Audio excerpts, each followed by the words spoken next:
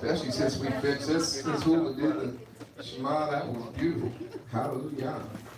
I don't know how voice is going. Let's see if we find it.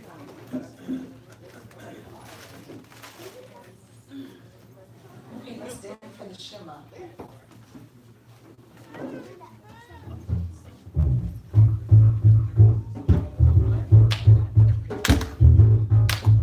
I'm gonna start, then I'll ask you guys to engage all this worship together.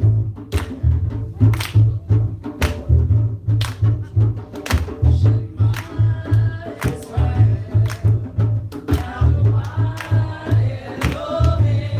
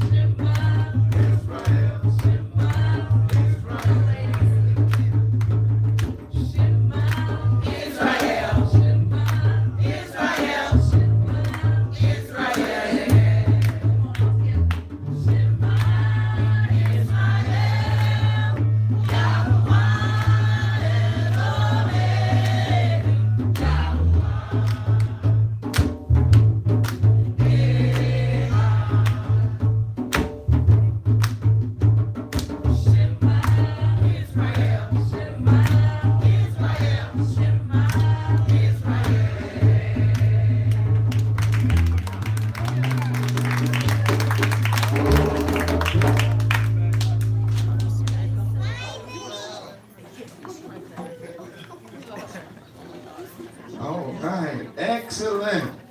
Hallelujah. So we had a chance to review what we're actually saying when we say the Shema Israel. It is more than just repeating words. It is our pledge of allegiance to Yahuwah and walking in his will and his way. Literally willing to give our lives to him. That right there says a lot. One thing, man, most men and women are dead set against. What they're dead set against is giving their life to Yah. What they will do is, what they say is, I love Yah, but I'm not giving up my whole life for him. Well, according to the Hebrews, you cannot say you love him and not give your life over to him. Love is not a feeling, it's an action word. It's ahava. And do some research on that word and you'll discover that it was never meant to just be a word of feeling or emotion, but a word of action. All right, so we appreciate and thank Hula for giving us that insight to the Shema. But not only that, just to the fact that man has 3 lives, 3 different types of life he lives. And what the idea is that all of those lives need to become ahad, which means one. The mind, the life of the mind or the thinking, the life of the soul, or what you call the real life, and the life of your resources, the things that have been, watch this, loaned to you. Because we are stewards.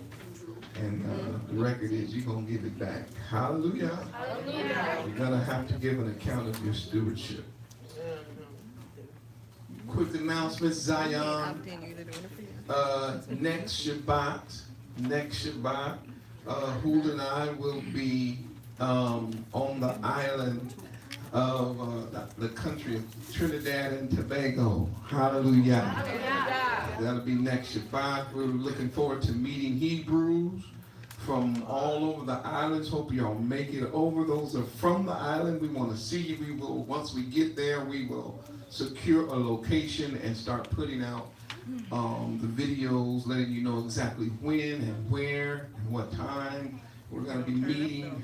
We've been doing these meetings all over the states, and they've been a tremendous encouragement to those who attend, and tremendous encouragement to Hula and I.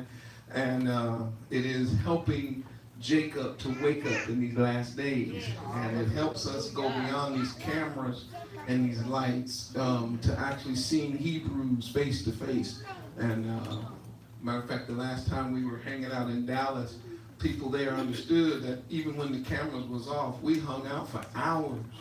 Things that didn't get posted, but hours of conversation took place, around that hotel and in the lobby and all over. So my point is, there are things that Yah's calling us to do beyond just the internet and YouTube.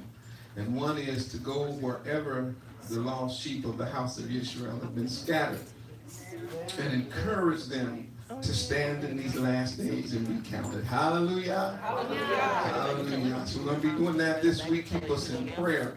Also, Malka Norwood, I think .com is her website. If not, Google it. She just put out her album, sent us a copy, and it is a fantastic album. Most of y'all know Malka. She's a part of the ARC, been a part of us now for over a year, and leads in our worship. And so her album is out. You want to go online and get it, download it, send some support to her channel. Let her know that you love her and that you appreciate the work that's going in to help Yisrael. Hallelujah. Hallelujah. I also want to mention, don't forget that Hula has resources for the body, and we're still working on resources. And also Jasmine has put out resources to help you learn and understand Torah, help you learn and understand the alphabet and things like that from the idea or from the vantage point of a child. And if a child can get it, you can get it. The resources are absolutely marvelous. Go on www.awakeningremnant and see her site. It'll be, I think, under the children. I think it's under like children's ministry. It's a new button. So you want to go on there and do that. Also, I'm giving you an opportunity today, or we are going to make it possible for those of you who would like to support the work of the ARC that's being done not only here in Fresno, but as we do it worldwide. We know that support is what enables us to do what we do. And again, as I've been saying over the last few months, we cannot do it without the support. Hallelujah. Hallelujah. That's how it's done. We talked about loving Yah with our resources, and that's interesting because not this week, but maybe next week or the week after that, I'm going to do a message showing that the first person that we see, well, I might touch it today, but the first person we see giving an offering, or bringing an offering, or presenting an offering, is Yah himself. And that's deep. And then after that, we see another bringing forth of offering by the children of Adam. And so this idea of a person thinking that all their resources belong to them and that none of it should be set apart for Yah is an unbiblical perspective. And this is before Moses. We're going to see that Yah has always required of us to give back something that he has, when he has given us something, to return back for the purpose of, obviously, the kingdom and supporting. So we appreciate all the work that's being done behind the scenes, and we thank every person who gives an offering. You have an opportunity to do that in this room. Those of you who are watching us live streaming, you can actually go now to the website and we can give together, awakeningremnant.com. Hit donate. What should we give? Whatever it is the Most High is telling you to do. We don't argue with him. We submit to his will. And believe me, everything that is being brought forth is being appreciated and used for the furtherance of the kingdom. Hallelujah. Hallelujah. Abba Yah, thank you for this beautiful privilege on this wonderful Shabbat to not only be a receiver of your word and of your gifts, but to also be a giver and a participant in the work of the kingdom, so that we see how it works both ways. And I pray that the blessings will go forth upon those who are working and supporting the work of the kingdom, even if it is to the giving of a cool cup of water, that the blessings that happen as a result of the ark will be felt throughout all of those who are participating and a part of supporting what the ark is doing. It's for your kingdom and for your honor and glory. We love you so much. Hallelujah. Hallelujah. Amen. Amen. Drama.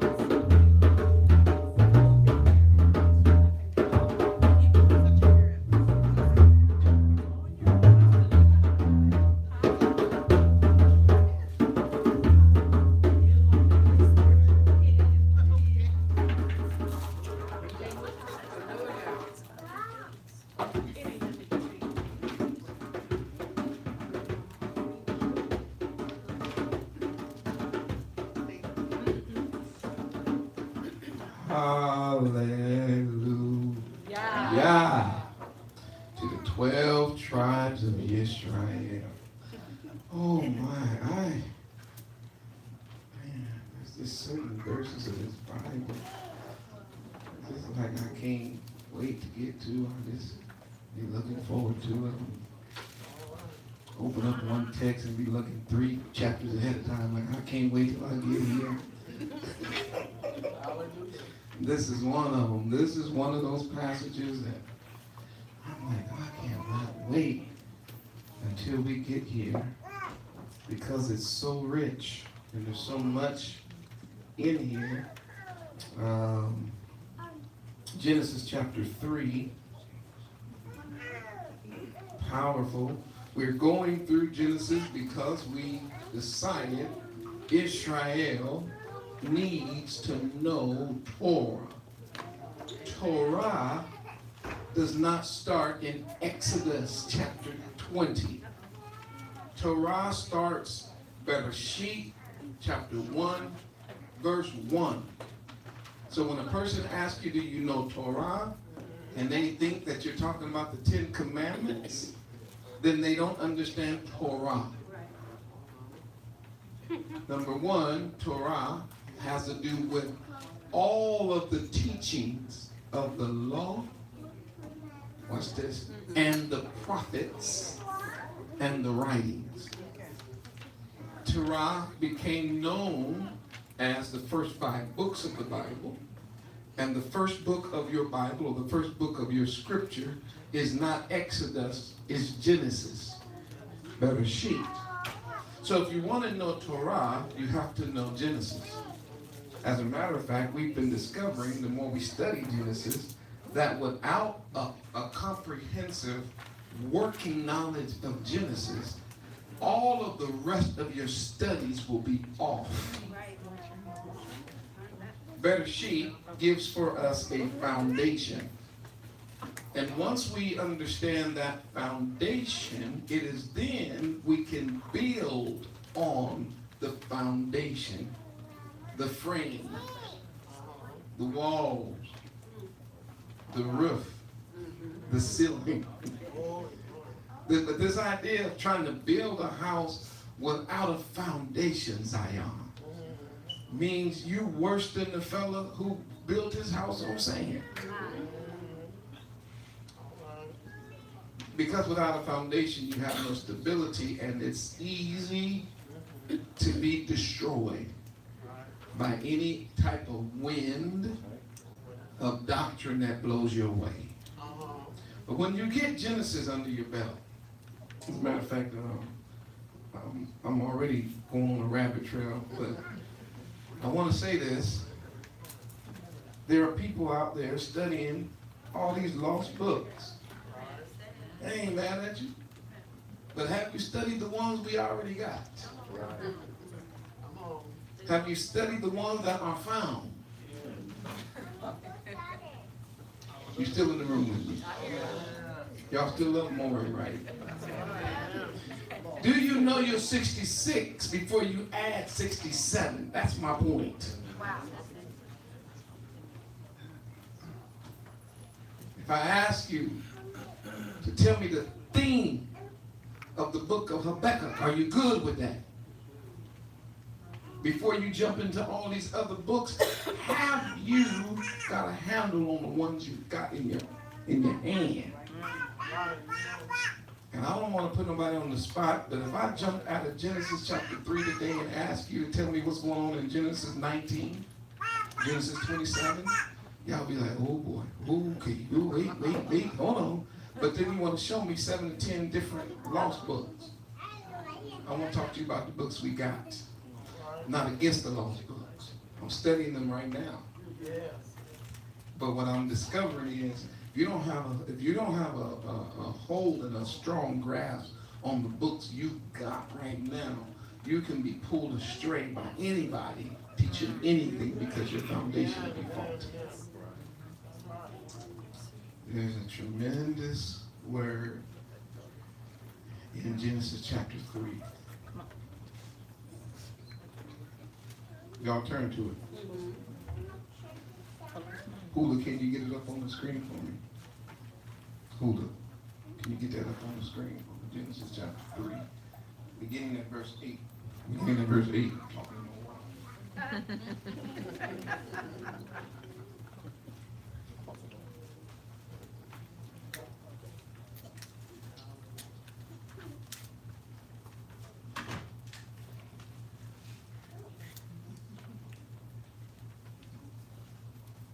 Y'all ready? Genesis 3, verse 8.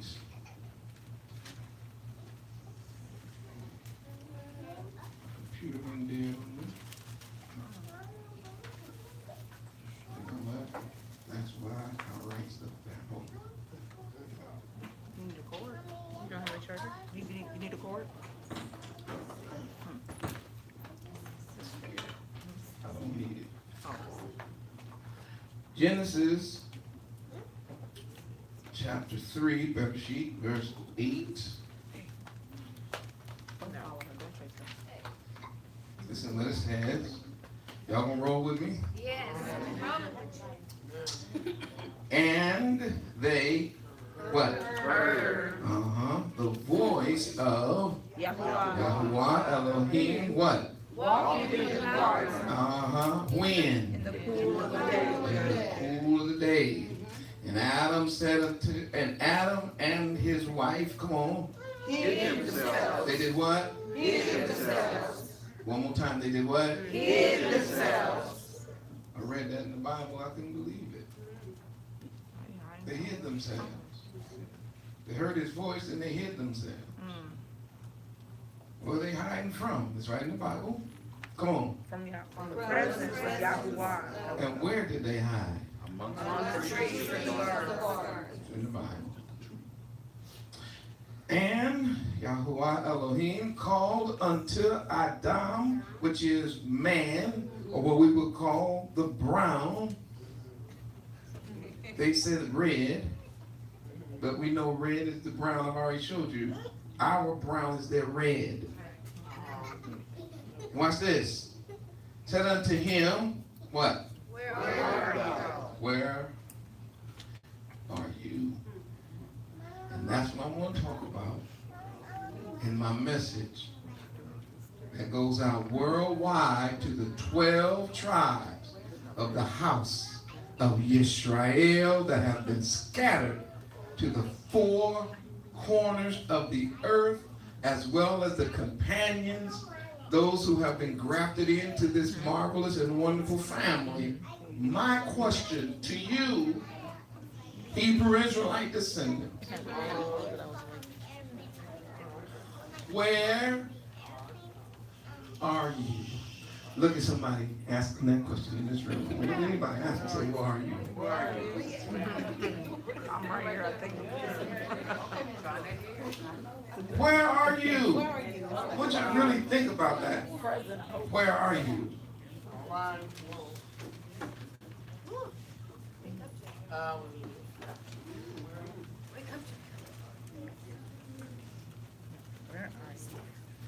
What is incredible and arresting? Okay. What is incredible about this passage and so impactful is that Adam and Chawah, which is her real name. Okay. And Eve is a European something that they threw in there. But I don't know how they got it. Not from Chawah.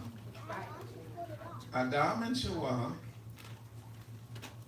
were in paradise. Gene, paradise.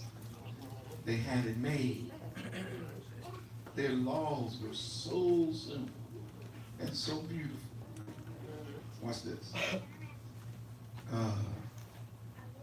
Watch the garden. Keep out of trouble. Love each other. Make a whole lot of babies. That's a good law, ain't it? Some of y'all got quiet and you done made babies yourself. You're like, man, all that making baby law is a good law. It's in the Bible. Watch this. And this particular tree of the knowledge of good and evil, don't eat it. But we know Hasatan was able to take the form of a serpent. Don't let that throw you, Zion. He's still taking forms today Yeah, you do. and throwing people off today. And he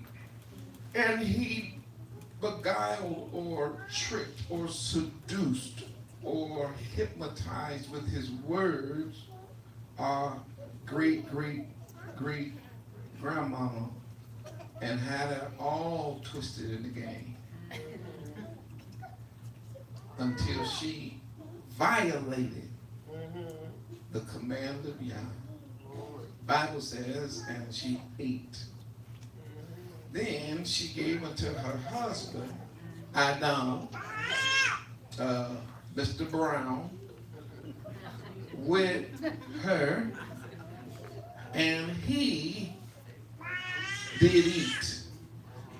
And when they both ate according to the word, it says their eyes were open, and what ended up happening was, for the first time, they were able to see function and dysfunction. Y'all need to write that down. Good and evil in the Bible is function and dysfunction.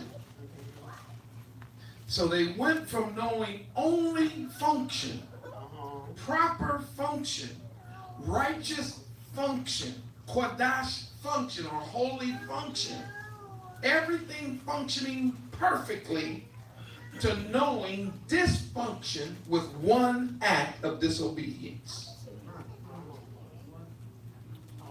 And that's why we are told to obey Yah. Not because Yah is trying to hide some great information or some great wisdom from us. No, he's trying to keep us from having to be victims of a life of dysfunction. Right. Because once you disobey him, the door opens for dysfunction to come in, watch this, and rule. Where Yah, operating as Tov, was ruling in complete function. Once the devil got Eve twisted in the game, she introduced dysfunction through Adam. Their eyes were then opened. They looked at themselves, and I mentioned this. The best they could do when they saw that they were naked, the Hebrew word there means exposed, they then sewed fig leaves. So last week I talked about that idea of fig leaf religion. The best they could come up with was the first missionary Pentecostal church of fig leaves. The worldwide church of the living fig leaves. Fig leaf Presbyterian Universal Church of the Garden. Can I say what it was?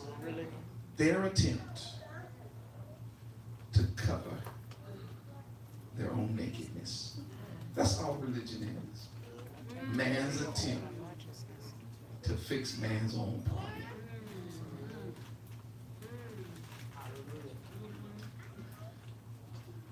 Here's the problem with their fig leaf apron solution. And that is they didn't understand that leaves, when they are broken and taken off the trees and stitched together in the form of an apron, will eventually dry, crack, and crumble. And all that you thought you was covering up will one day be exposed once again. I read it in the Bible in verse 8 where it says, and they heard, which is incredible, and they heard, that means their ears was working, and they heard the voice of Yahuwah, or Yahuwah, walking. It's incredible. They heard his voice, walking through the garden in the cool of the day, which suggests to us this was not an odd situation. It suggests to us this was normal. In other words, a certain time of day when it was cool, that was the time that Yah was expecting for them to be done with whatever they were doing during the day, and they would chill out with him in the cool part of the day. It was a normal meeting. It was normally a meeting that they looked forward to with great anticipation. We see glimpses of that now, hopefully as reborn and reawakening Hebrew Israelites as we approach the Shabbat. That going through everything we go through all week long, there's something about the great anticipation that Shabbat is coming. Oh, folks been getting on my nerves all week. I've been going through it. I'm tired. But woo, when that sun starts setting beyond the western hill on Friday evening, we finna hang out with Yah and find rest, relaxation, rejuvenation in our worship. In the text, they heard the voice of Yah walking. Whew. In the garden in the cool of the day. And Adam, it's in the Bible, and his wife, that's Joah, hid.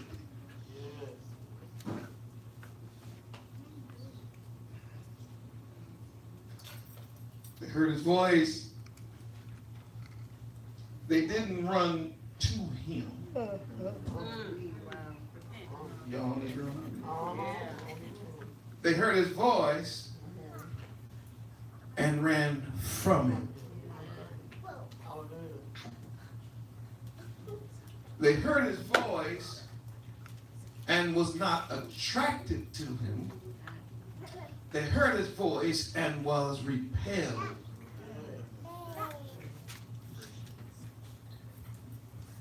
They heard his voice and did not come, I'm going to go King James on you, did not come nigh unto him, but hearing his voice, they went afar off.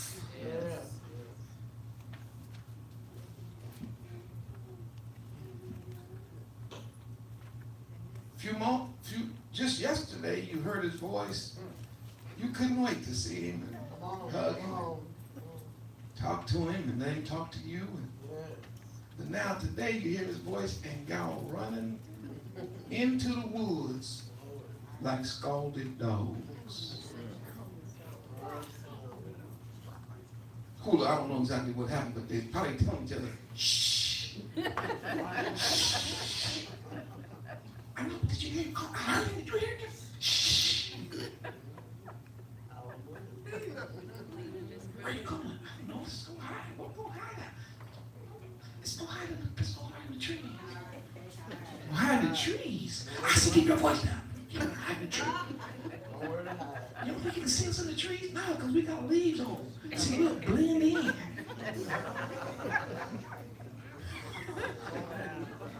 These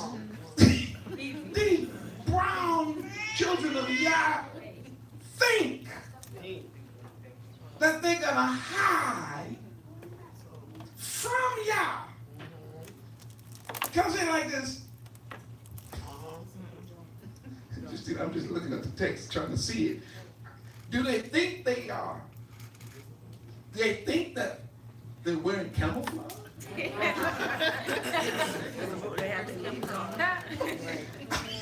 Is that what's going on in this text? Like, okay, look, you know, we brown, we gotta look like, we got these leaves on, we just run up to these trees, we just gonna stay here till he stop calling.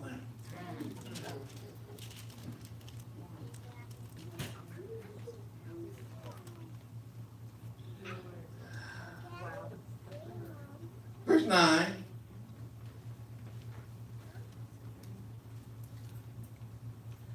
then Yah called. Uh-oh. They heard the voice, and then Yah called them. Okay. The idea of hearing the voice of Yah, write this down, in Hebrew, has to do with they heard the summons of Yah. Yah wasn't just in the garden just to be there, like talking to himself. They heard him summons them to the meeting that they were probably already used to having with him. Do y'all catch that?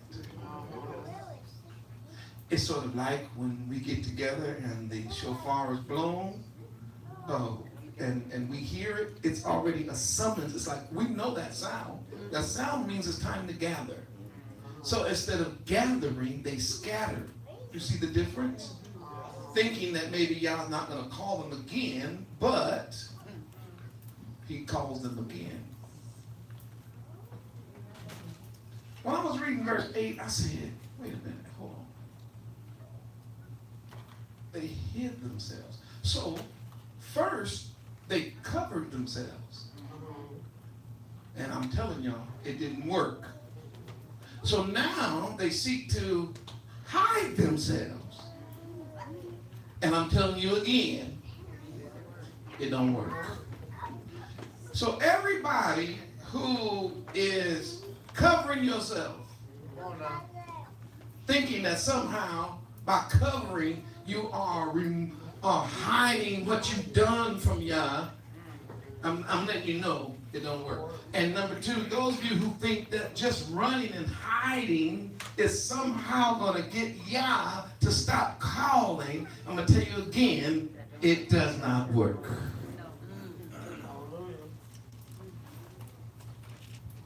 Look at the text. Tremendous. I did it again. Tremendous. Tremendous text. They hid themselves. Where? In the garden.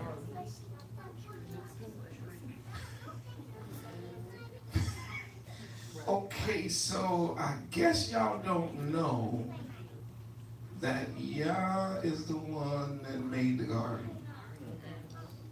He planted the garden. He knows what's in the garden.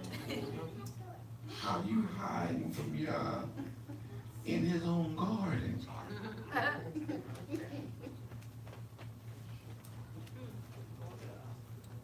Where'd they hide? In the garden. Why? To get out from his presence. Now, Mama Chihuahua and Grandpa Adam, I guess, had not fully comprehended the omnipresence of Yahuwah. In other words, maybe they didn't know that he's everywhere all the time. Maybe they hadn't been to theological schools to learn that if you take the wings of the morning and fly to yonder hill, he's there. If you get on a slow boat to China, he's there. If you make a bed in the deep, he's there. Maybe they didn't know that he knows they're uprising, they're down sitting. Maybe they didn't know that he already knew their thoughts. Ooh, my mom used to tell me this. My mom used to say, he knows your thoughts before you think them. That's something else, ain't it? He's everywhere. But they hid themselves. Now, here's the term that we have to understand. The English says before the presence. In Hebrew, it literally says they hid from his face. So the idea is this: they were unwilling to face him. So you have a more concrete definition when you understand that their running was so they wouldn't have to face him. And may I say this? There's a whole lot of people in this world who think they're never going to have to face him. There are people who are living with the fatalistic philosophy that when you're dead, you're done. So therefore, I'm not going to ever have to face him. So they live their lives, lying, cheating, stealing, committing adultery, fornication, being a drunkard, a bum, late, whatever the sin may be, because somewhere along the line, somebody lied to them that there is no such thing as a judgment day. But I'm just one struggling Hebrew trying to help my other Hebrew brothers and sisters understand something. You're going to face him. You're going to face him.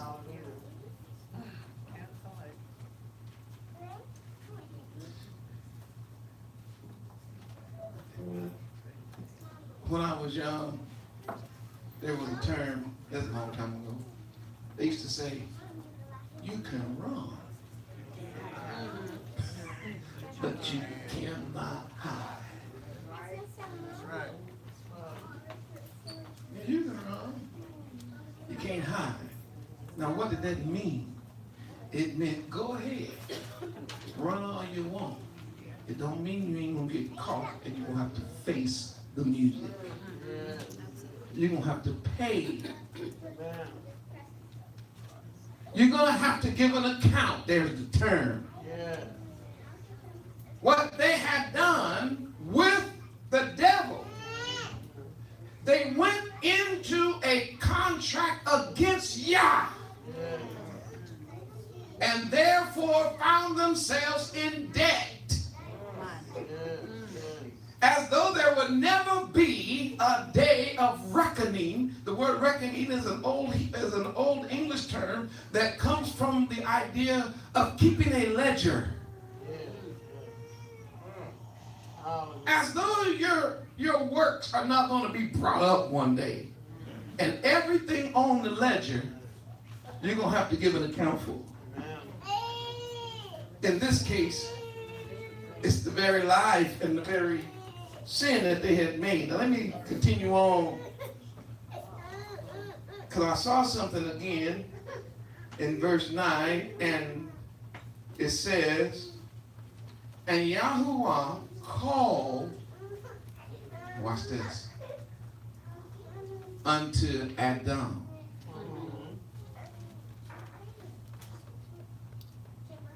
To sure, I didn't like that when I first read it. I love the word, but I didn't like that line. Because how come he didn't call Eve? How come he didn't call Chuma? Why did he call Adam?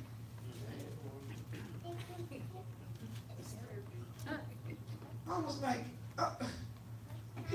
if he's calling why? How come he's not calling her? No, he called Adam. Ooh. The first sound of his voice was that of a voice walking in the cool of the day. It doesn't say what it said, but maybe it was a gentle voice that said, hey, y'all, I'm here. Where y'all at? But this second call ain't no nice voice. This second time you hear him and he calls Adam, it was like, Adam.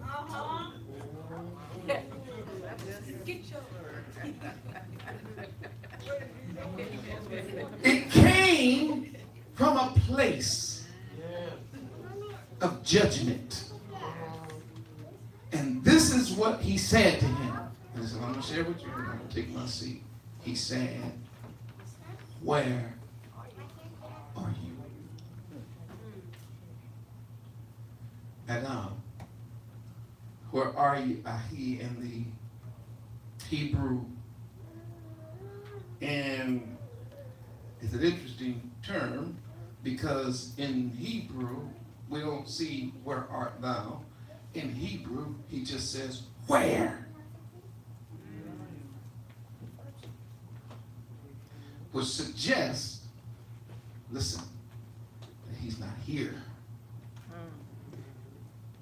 You're not where you're supposed to be, so where are you? You have two options or two ideas to follow this word where. And one is, where are you concerning location? Write that down. And number two, where are you concerning situation? So your location and your situation, I need it to be brought forth right now.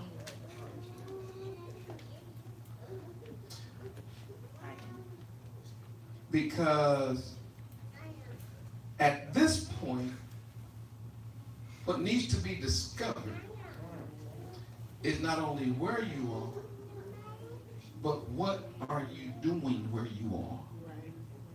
Because I need to determine something. Whether or not you with me or you with the devil. Where are you? But he said, where? Same word, ahi, is used in Genesis chapter 4, verse 9, when Yah is talking to Cain about his brother Abel after Cain murdered Abel. Yah said, where? 2 Samuel chapter 1, verse 13, a messenger comes from the battlefield to report to David, that Saul had now fallen on his spear. Notice the enemy was coming and asked the young man, take my life so that I won't die by the hand of the enemy. And the young man takes the sword, slays Saul, and then brings Saul's sword and crown to David. And David was like, oh man, that's jacked up. And he went into this whole mourning process for Israel.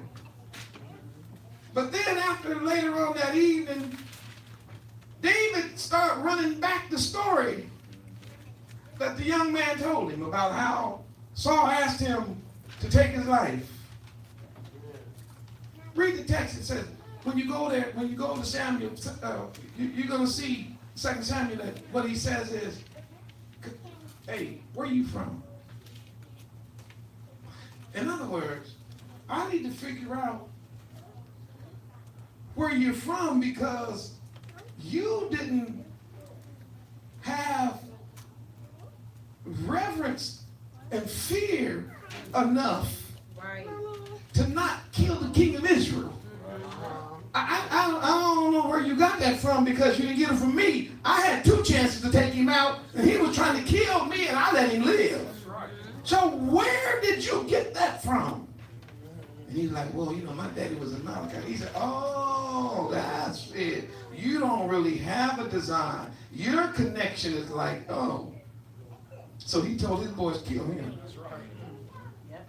Because if he will slay Saul with no regard for the king, and I'm next in line to be king, I'm going to have to be watching him for the rest of my life. If he don't have regard to the first king, he don't have no problem taking me out. Kill him. We know where he is. Not location. We know you standing here. No, where are you in your heart?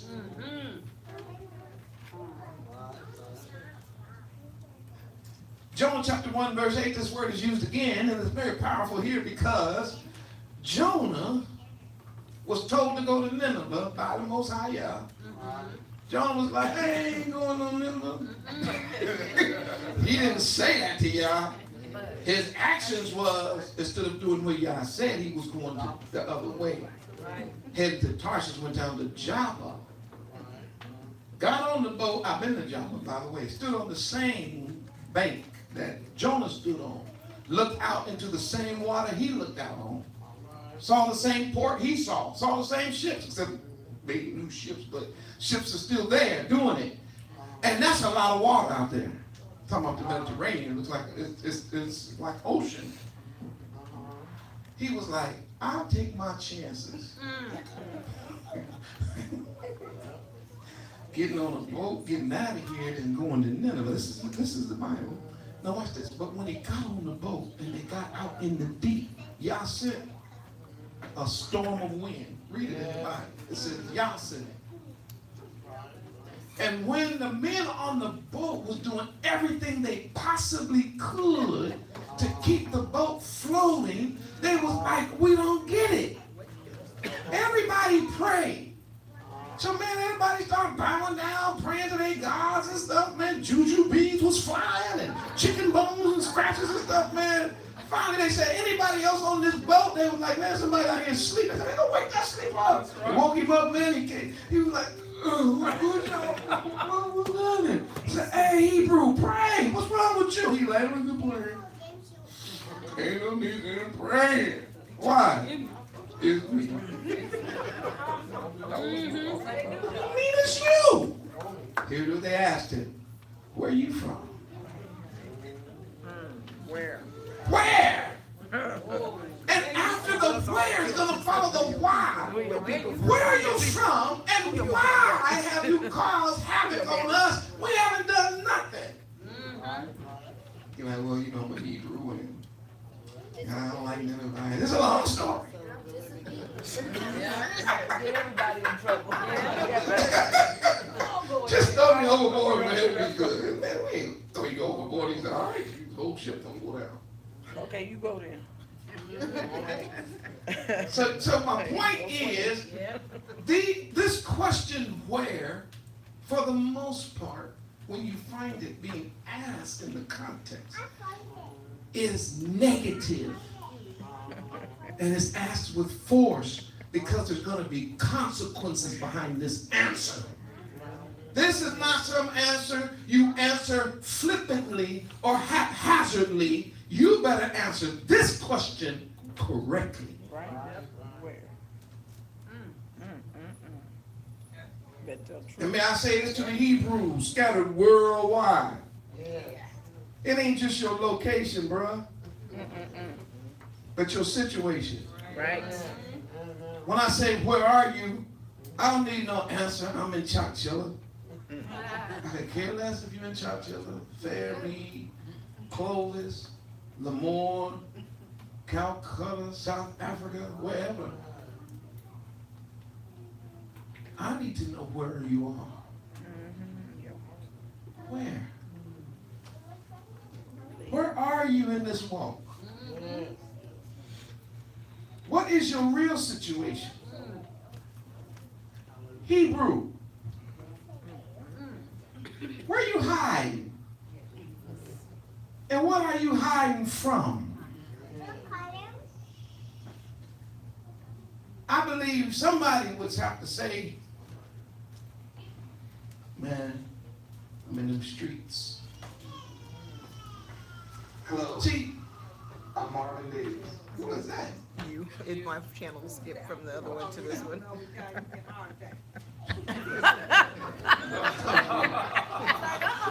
Come over there. I'm trying to be online. And both, and it skipped to a random video. Let me move my Okay now. Oh, have mercy. people, where are you? Where are you? Where are you? Okay. Some people say, some Hebrews are answering, some Adam is answering, I'm in them streets.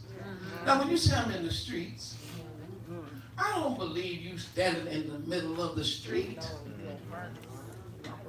Is that what y'all When a person says, man, I'm in those streets, no. What they're saying is, I'm not in the house. I'm not in the family. This is what they're saying. I'm not doing what's right. I'm in the game. Selling drugs, I tell you, that ain't no game. Games is what you pay for that you got a reset button when somebody died. What you doing ain't got no reset button. Permanent consequences. What you doing there? Man, I'm trying to make my money. Oh, man, come on, dude. There's all kind of ways to make money. What you doing there? I know what you're doing. Hide. Thinking you're going to hide in the streets from the judgment of Yah. Adam, Hebrew, where are you? Man, I'm locked down in prison. What you doing there? Now you know, man, how the man is against us and all that. You know what I'm asking? You know that's not what I'm talking about. What are you really doing there? This is what I found out, Miguel. Nobody really tried to tell me this. It took me a long time to figure this out. Because that's my little baby niece. I know I'm long, but it's hot in here. I'd be crying too if I was you. I was listening to Morey. You want to go play, huh? Watch this. Watch this, yeah. Watch this. I used to say,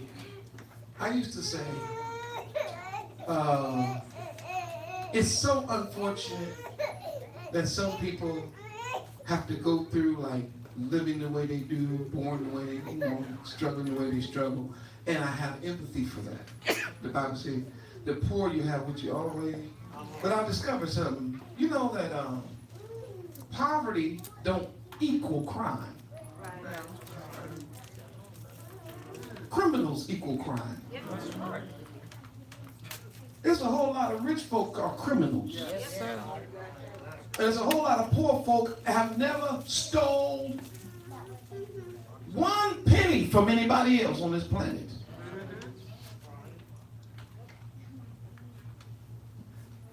I'm trying to help Zion. Get rid of these excuses is what I'm trying to help you do. Poverty don't equal being on drugs. Because there's rich people who own drugs and there's poor folk ain't never been high.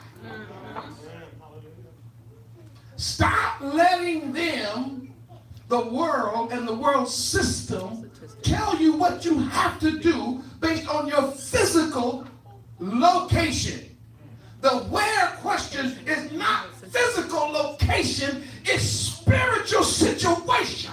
Amen. And then where you from is where you at. Throwing money at your physical location, if you broke and a thief, is just going to make you a wealthy thief, but you're still a thief. And education to a thief is just going to make a more educated thief. Did you understand that, Zion? Yes. Most High help me with this. He said, you do know I sent my son, right? And he was broke and he was never high out of his mind. He never robbed, stole, nothing. So you can't tell me that poverty equals sin. It don't. Sinners equal sin. Here's my point. This is how I got comfort. Yah says, I've called them all. What? Mm-hmm. They've all heard my voice, and they've all made a decision. I was like, I'm trying to figure this out. Like, what do you mean? What about the people who've never been in church? He said, I didn't say I use church. I said, I called them all. What about the people who didn't know how to read? I didn't say you had to read nothing. I said, I have spoken, y'all better hear me, to every one of them.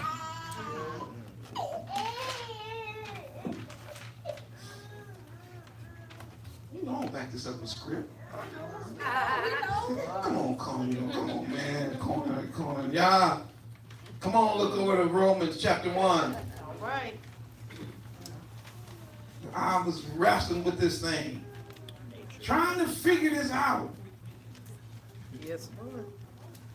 I said,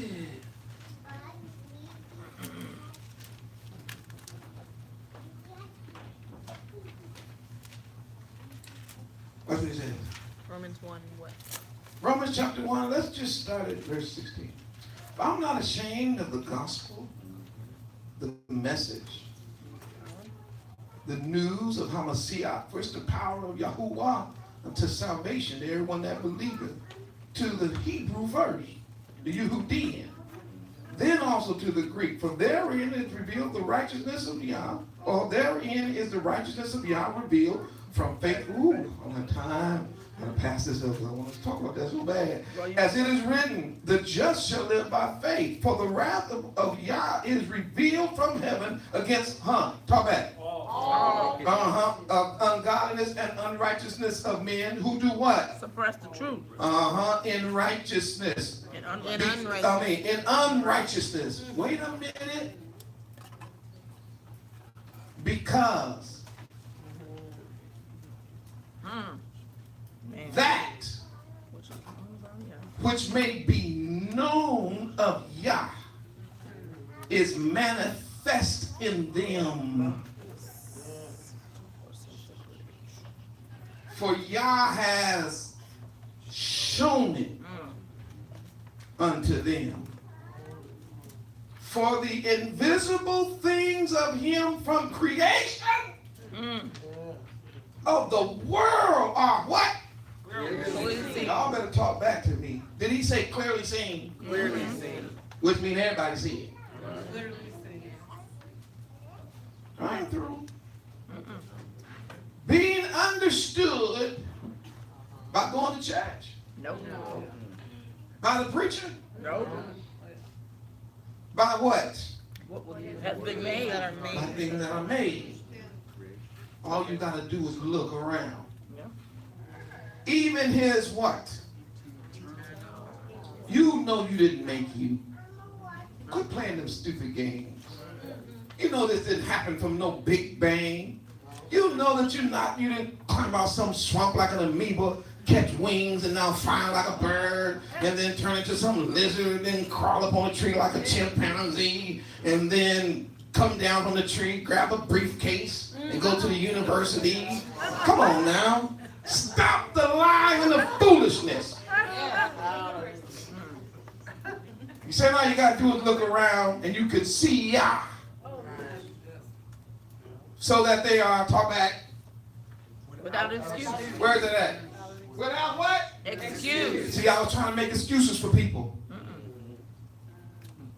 I said, man, the reason why people struggling, man, because they didn't have this and they didn't have that. And he was like, it's not why they're doing that. You trying to make excuses because that. When Come on, talk back. they knew Yah, It's in the Bible. When they knew him, they glorified him not as What Yah. about the people who ain't never heard? What about the people? Listen, everybody has heard. Everybody has seen. Everybody knows. The question is, what have they done with the information that they have? When you walked outside and looked up and saw stars that you didn't put up there, you was at a point of belief. Did they go boom, or did somebody bigger than me make them? When you went out and saw grass blades that no man created in a laboratory, to this day we don't have a computer on planet Earth that can make one blade of grass. You made a choice.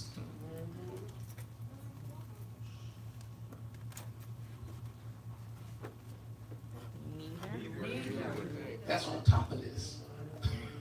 Come on. Neither were thankful. Oh, selfish, self-centered, not grateful, not thankful. They became empty in their mind. But became vain in their imaginations. You know good and well you ain't supposed to be hustling poison to your people. I don't have to tell you that. You don't, let me tell you, that grandma ain't got to tell you. You know better than that. You made a choice. You know with all your skills, abilities, you have no business unless it's for the sake of the preaching of the Torah of Yahuwah. There's no reason for you as a Hebrew to be locked up anywhere behind bars. You ain't supposed to be on no streets because you were made for the bet, the house. That's why you're called the house of Israel, not the street of Israel.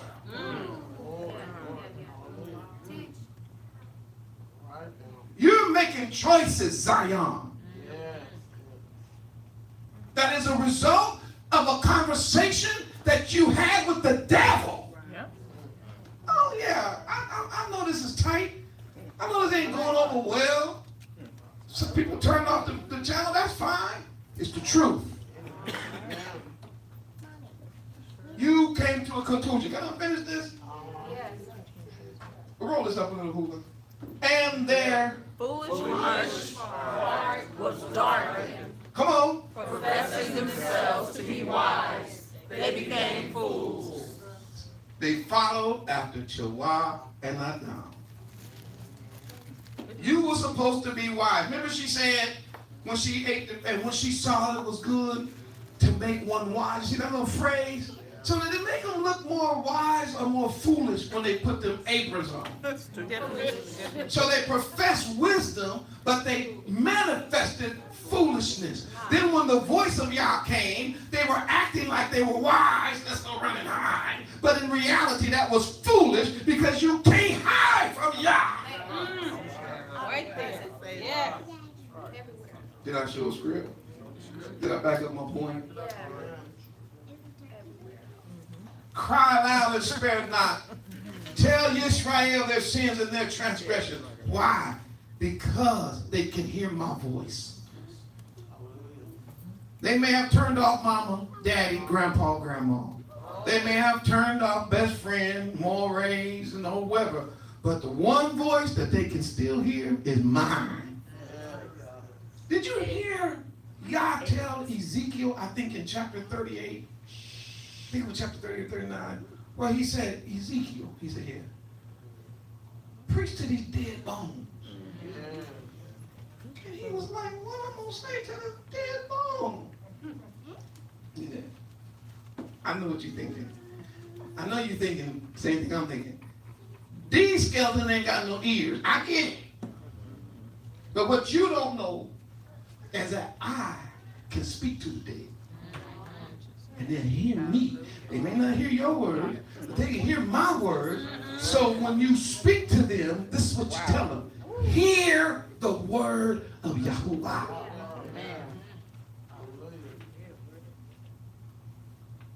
Man, people, man, our people, they so far gone, man. Ain't no hope for them. Okay.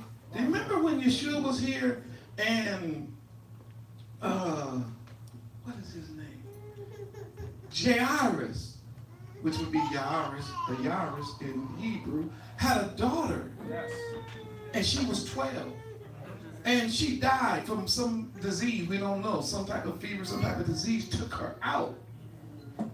And before she died, he tried to get to the Messiah as quick as he could. But another woman who had a bleeding problem, an issue of blood for 12 years, had delayed his progress. And he healed and restored the woman with the issue of blood on his way to Jairus' house, and the daughter died.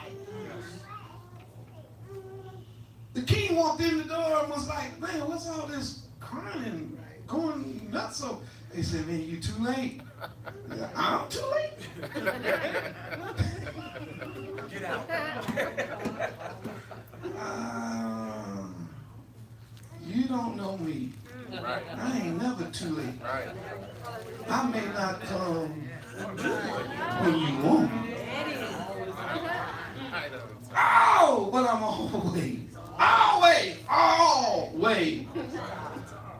They laughed him to scorn. He said, tell him to get out.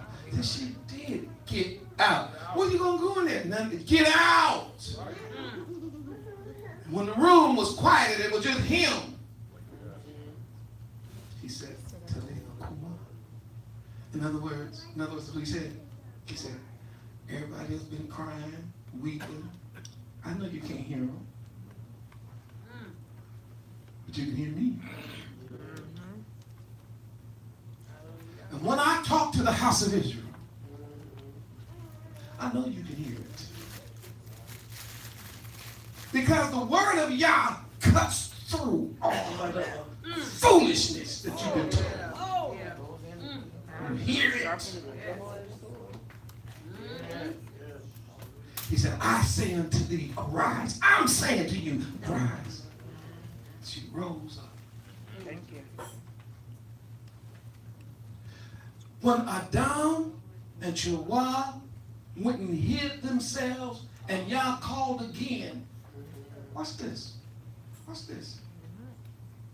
They could still hear him. In sin, covering themselves, hiding themselves, they can still hear him. That's why I know y'all can still hear him. Yeah, man. And you trying to get so high that you ain't gonna hear him, you gonna still hear him. He's still talking. You trying to get so deep into the streets that he can't reach you, and now you watching this video, you can still hear him. You trying to be the biggest criminal now, you locked down talking about you all big, but you can still hear him. That's why you don't want to go to sleep at night. Because he's calling you. And he's calling you with that voice that you know. Where are you? Adam! Woo! Now you like, wake up and be, which one of you niggas keep waking me up? Ain't nobody waking you up, man. Don't you? Go back to sleep. You know that voice is still calling.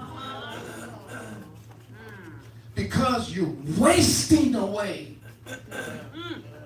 And just like those fig leaves you done tied on yourself are fading, so is your life. I need you to come out of hiding because you're Judah. You're Benjamin. You're Ephraim. You're Levi. You're Naphtali. You're Zebulun. You got to come out of hiding. Because I got a question for you. What's the question? Where are you? Where's your allegiance? What are you doing in the situation that you are in? How'd you get there? Why are you still there? You need to do some explaining. Verse 10, he was honest, but he tripped out. He was honest, but he tripped out. Genesis chapter 3, verse 10. And he said, this is Adam, I heard your voice. Oh, you heard me, huh? That's right. That's a whooping. Yeah, I was. Oh, so you heard me. Somebody knew where I was going even before I went there. Oh, so you heard me. Just acting like you didn't hear me. Right. In other words, you're confessing that you heard my voice. You heard me the first time I called you. Yeah. You heard me when I called you softly in the cool of the day.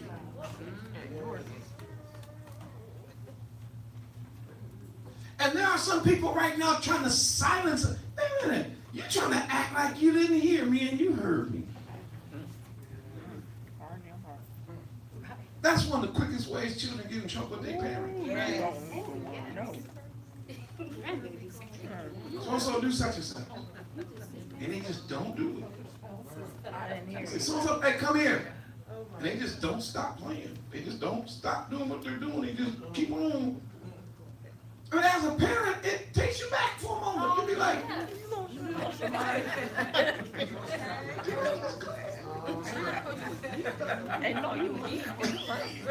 and now you're going through all kinds of scientific reasons why they're not. Maybe, you know, so you say, if I was where they're sitting right now and I said this guy, maybe the door was closed, maybe, you know, you're trying to figure out, like, I know they're not just not coming. They great. Figure out what they're gonna say, Mom. No. They just want to whoop it. He said, I heard your voice. Hebrews gonna confess it. You heard your father calling you. Don't blame it on no preacher. Don't blame it on no what do they call the Muslim teachers? The imam. Don't blame no priest, no imam, no Catholic church, don't blame anyone for your answer, because when Yah called you, he was talking to you. Yeah.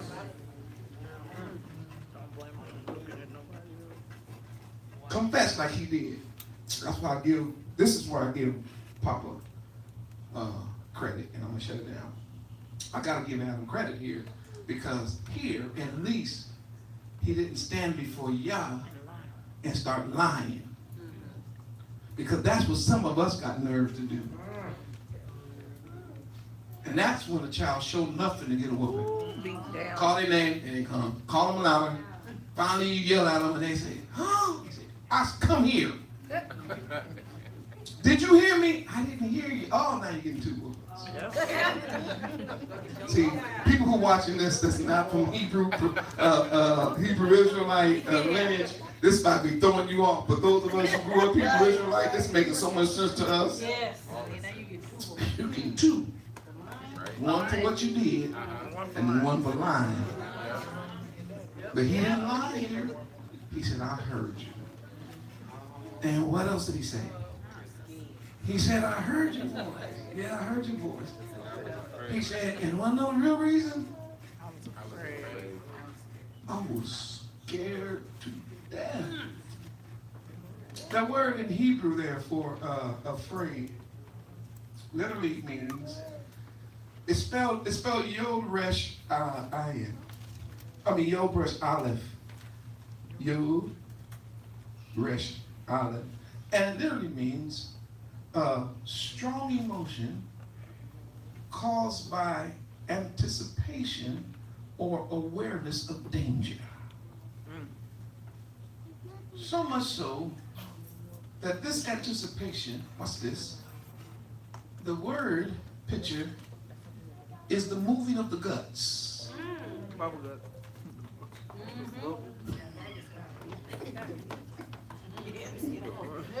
I was so afraid. It's like I spoiled myself. I was so afraid my guts flowed. It was like I ain't never been that scared before. The idea is a quivering of the guts where maybe none of you have been scared enough to where it affects your gut. But when you think you're about to die, and that's what happened. He thought that Yah was coming to kill him. Let me say that again. When he heard the voice of Yah in the garden, his first thought was, Yah is coming to kill me. Because he told me the day I eat of this tree, I will surely die. Just I'm not trying to put you on the spot, but you really paid attention and attentive today, and I just want to talk, have a conversation with you. He was running for his life.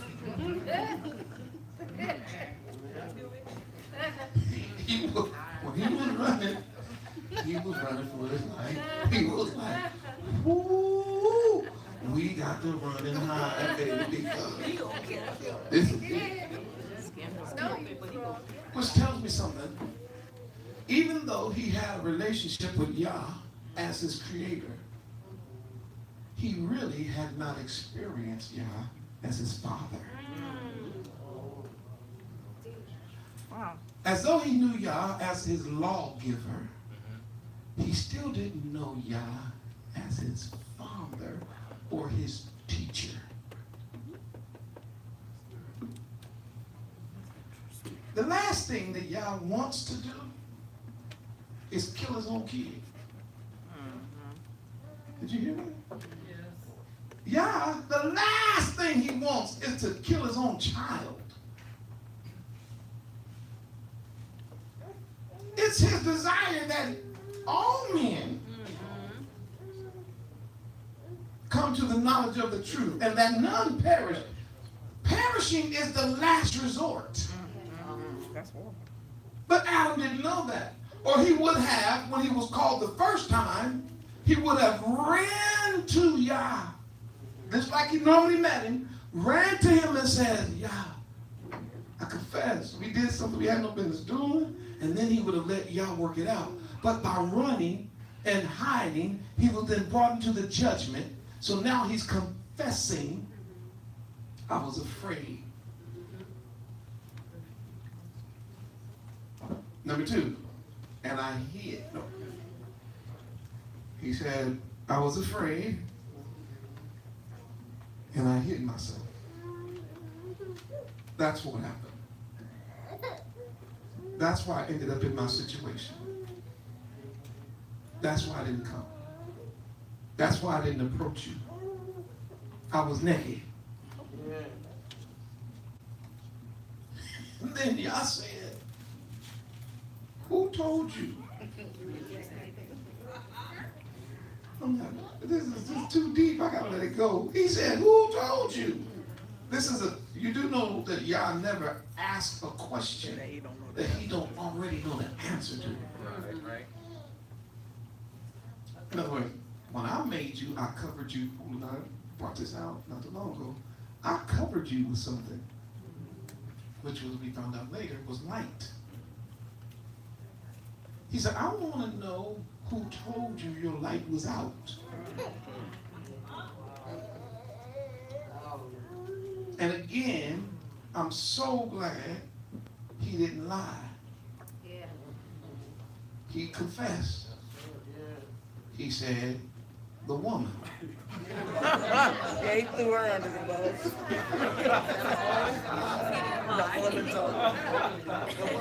The woman gave it. Yeah, he blamed it back on him. You gave it to me. That's a whole new thing. You gave it to me. You got accusations. She was broke. He said, he said, the woman. That's what he said. Yeah, he went crazy. Which you gave me. Wait, Yeah. He is that confessed, what he said? confessed and went crazy at the same I time. didn't ask for it. Okay. He almost blaming. But I'm gonna say it. Osmosis. If you would have just left me alone, just me and you, And the animals. It was your idea. you know what I'm saying? If you would have just, but you brought me that shot. She's so fine, beautiful, and you told me that she was me, and when I saw her, she was bones of my bones and flesh of my flesh. Went to a song. Right? And then he changed his mind. I trusted her. I mean, I listened to her. She gave me of it. And now that I'm telling the story, I do feel kind of weird, but I'm gonna keep going. that's what happened. And it was almost like y'all said, Can y'all hang out here for a moment before I finish this story? Watch this. Watch this. It's almost like y'all said, it's almost like he said, I'm not even talking to you right now. Move. Please. Can you see the Father now? That's your reason. Just shut up. I'm coming back to you. Move. Right now. I don't want to touch you, talk to you right now. You don't even understand what you've done to the world, to creation, to order, to function and all that. And that's what you, just because shit. Get out my face. Right now, I just don't, I can talk no more to you. Go. Hush. Don't say nothing else, just, Chua, I'm gonna talk to you.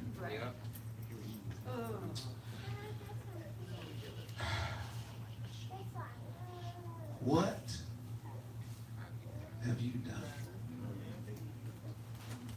In other words, Chua, come on. Me and you have a special relationship. I formed you. Told you where you were from, told you how I met, told you what your purpose was. You were to be the completer, not competitor. Completer. You were supposed to be for him that which makes him whole. In other words, you were supposed to be that which made him function correctly. And you know, Eve, Chua, you and I have had this conversation. You know your role. You're going to have to explain to me how this fits into the idea of a functional relationship.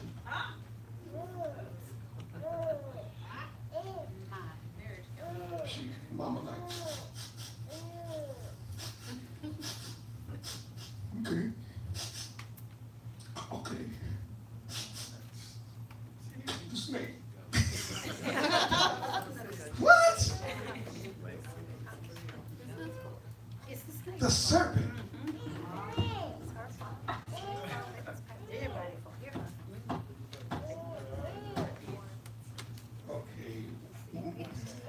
Okay. I'm reading what my grandma said. She said, the serpent.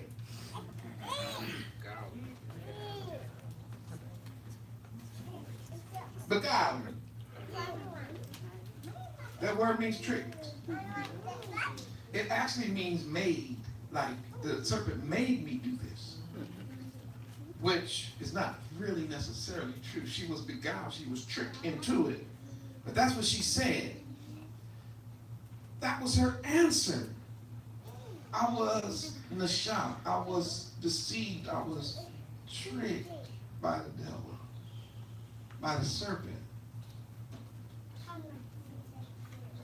Now I can see what's going through the mind of y'all right now. I gave y'all one job.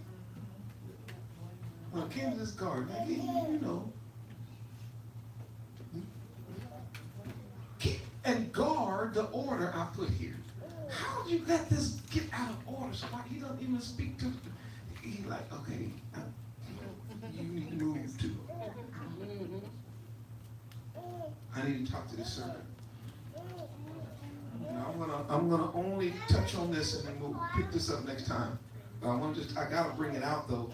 It says, and Yahuwah Elohim said to the serpent.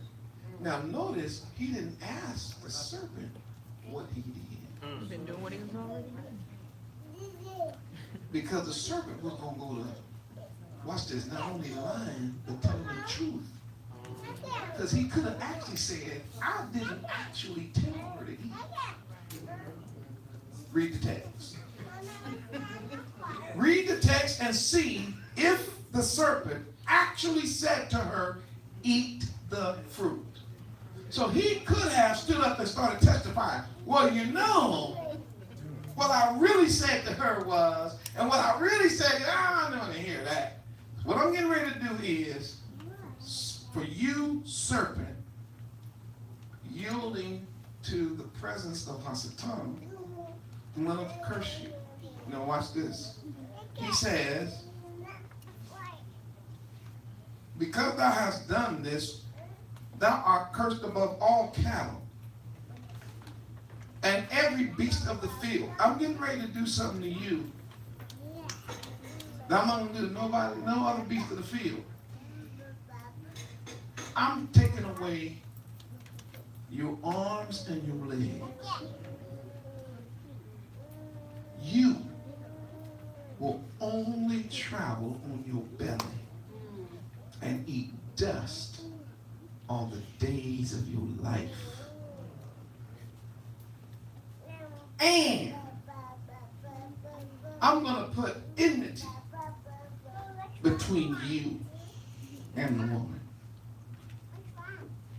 That word there has of course a root in English. It's the word enemy. I'm going to put hostility or fear, the fear of an enemy, between you two.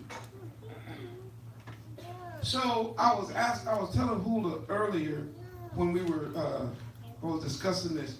There are levels to Bible studies. They have an acronym for it in Hebrew. You taught that. It's called Pardes. So what's the first one, you Hebrew students? What's the first level of interpretation? Read it as it is, literally. Huh? Read it as it is. Read it as it is. What's the second one? What the text hints to. Okay. The third way, the third level of interpretation is the hidden meaning. And the fourth one is the spiritual or deeper application of hidden meaning. So it's like levels. And I'm going to deal with those next week. I'm not going to deal with that today. I will show you this. On the surface level, there is a physical curse that's put on the serpent that is still there today. That is one, no arms and no legs is a curse from Yah. They have to do everything for survival with just a mouth. They're going to climb, they're going to eat, they're going to build, whatever they do, they cannot function with any limbs. Number two, he's going to put it in to the descendants of humanity to be naturally afraid of you, especially her. Why? Because it was too easy for you to get to her. She had no fear, no respect. There was nothing between you and her at the time. So therefore you could just approach her and say whatever you want, and she just as innocent as she could be. But now I'm going to make it to where every time she sees you, she's going to want to kill you. And most women, when they see a snake, try to kill it. Yep. Or they run it. No more chit-chatting about fruit and what y'all said. No more. No more having, tea time.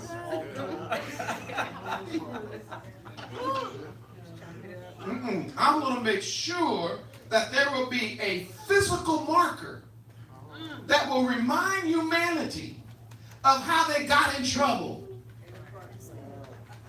And all over the world, there's been studies done. People don't understand why humans have a natural phobia of snakes. I never shall forget when my baby Jade she wasn't even a year because she couldn't talk. And we went to the Chaffee Zoo. We were going looking at all the animals, and she just laughing, reaching out, trying to touch the animals, stuff, and just having a good time. We went to the reptile house, and we walked through the reptile house, and I said, you were holding me.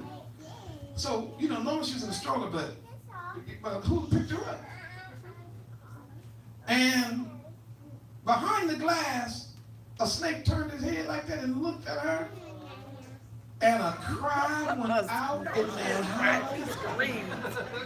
They had to open the door to let us out of there because she just hollered. She had never seen a snake in her life. But there's enmity. Now let me tell you something. If you don't have that, you better check and see whether or not you're a child of the devil. Because the children of Yah seem to have a natural fear. I don't have time to do this right now, but there's a website, and y'all can look it up if you like. I'm not going to do it worldwide to give it more publicity than it needs, but there's a website called Stars or Famous People Who Are Not Afraid of Snakes. And there's a list of them. You're going to be shocked because even the pictures that they took on the website, when you see these women and men, they look unnatural.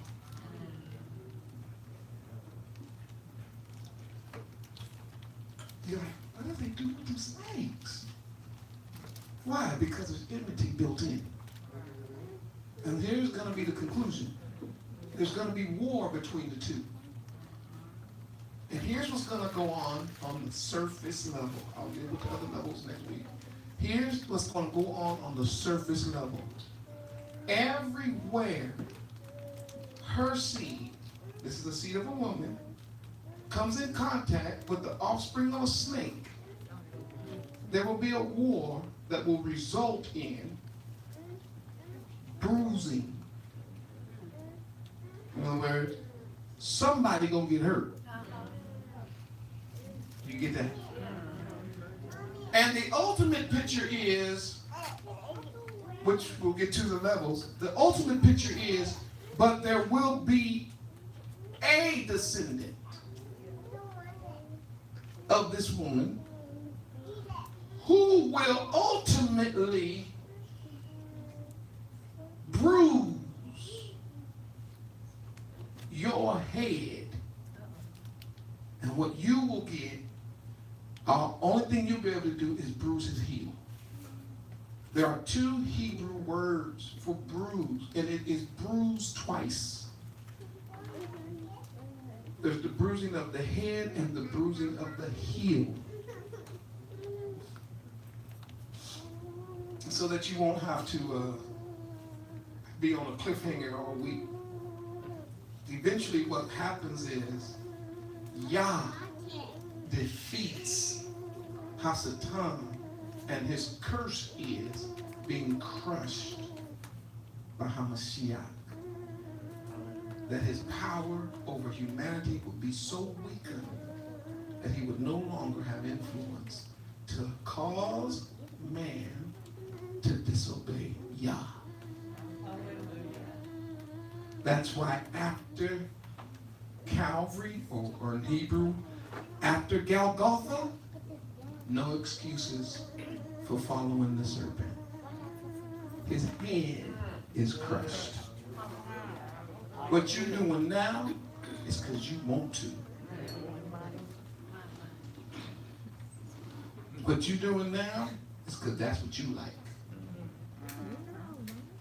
You cannot blame what's happening to you on a dead snake.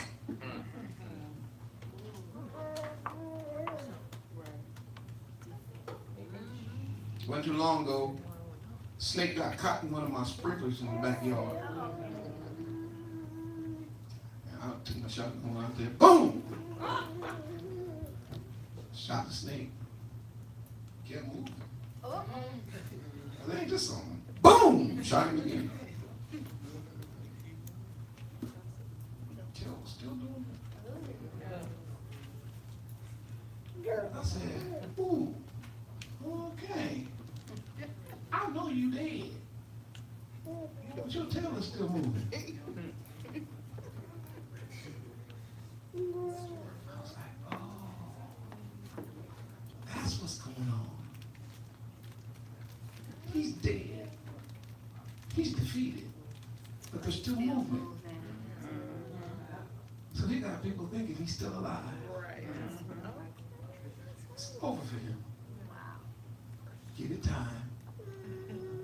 Movement got slower, slower, slower. But watch this. He was dead when I shot him the first time.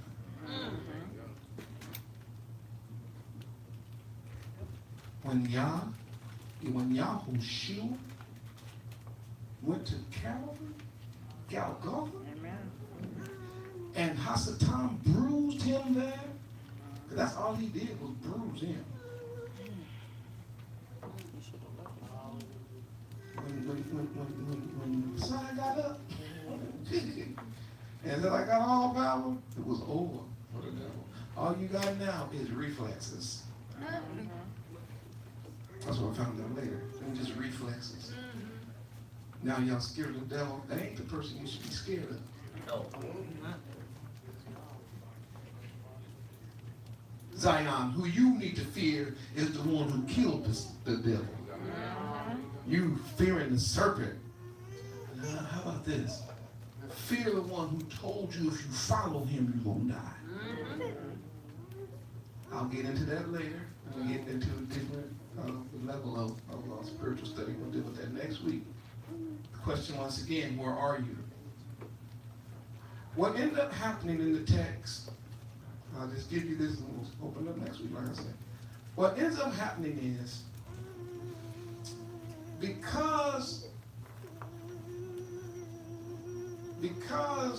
Adam and Chua did not lie when they stood before Yah, it showed Yah that although they were hiding temporarily, they had not completely changed their allegiance.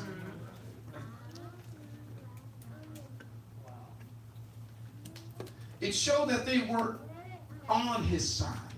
They weren't worshiping the devil. Do you get that? Yes. We were tricked by him. But when it comes to choosing him or you for life, we want you, yeah. How do I know that? Because she threw Satan under the bus. She was like, he did it. They didn't defend him and was like, he's now our leader. No, you're still our leader. We're going to take our punishment. Somebody told me. Like somebody told me. Not telling who it is. Oh, that's funny. I hate They didn't try to protect him by saying, like, you know, somebody told me. No, who was it? So they were like, right there, the devil, kill him. That's their only saving grace. That's their saving grace. And Zion, that's your saving grace. Come out of hiding. Them fig leaves ain't working. Them drugs ain't working. Them streets ain't working. Them Christian churches, them Christmas trees ain't working. All that pig y'all knocking down ain't working. Them Easter bunnies and eggs ain't working. None of that stuff is working. Because you were designed to be with your Heavenly Father Yah and to walk according to Torah. Where are you? I know where I am. I'm with him. The Most High Yah. Hallelujah. Hallelujah. Hallelujah. Hallelujah. Amen. Amen.